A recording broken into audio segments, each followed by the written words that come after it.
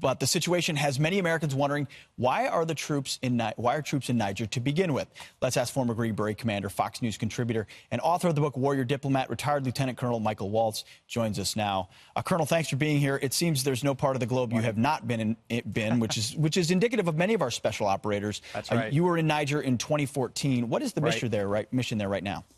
Well, it's primarily a counterterrorism mission. So if you look at the neighborhood that Niger is in, or Niger as the French say, you have Boko Haram to the south, if you remember them, and kidnapping the girls. Nigeria, you have Al-Qaeda in the Maghreb to the northwest. They took over all of neighboring Mali a few years before. And then you have ISIS and a number of groups operating out of Libya now that that country completely fell apart under the Obama administration, and weapons from the Gaddafi regime are pouring throughout the entire region. So, you know, it's focused on training the Nigerian army and key police forces so that they can take the fight to these groups and they can defend their territory there.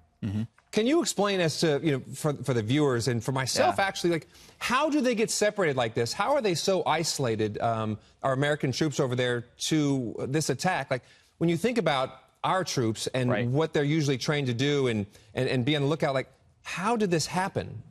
So there's two things. One, that these teams are trained to operate in small groups and embed with local forces. So you can have 12 Green Berets train up to, by doctrine, 1,000 to 2,000 local national forces, whether they're army or police forces. The other thing is, you know, I can't overstate how massive North Africa is. Niger alone is the size of twice the size of Texas. I mean, it is just incredibly remote. And then the third thing is, and this is what I think people are getting to with the, well, where was the support and the, you know, the drones and the close air support? I think we've gotten really accustomed to the wars in Iraq and Afghanistan, where you have all of those assets immediately available and highly concentrated.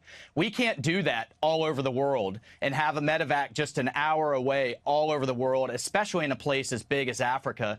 These guys are trained to operate in highly remote, highly dangerous situations. Sometimes the enemy scores against us. And I think in this case, what we really need to look into is not the support issue, but the intelligence issue. How did we miss the indicators that we were going to be hit here? Because that's the question, is if it seems their posture was a little bit, not that they were unguarded, never, but they weren't necessarily prepared for an ambush. They didn't think they were in the kind of threat environment where something like this would happen, at least on this particular mission. Well, they didn't, you know, they're always in a threat environment.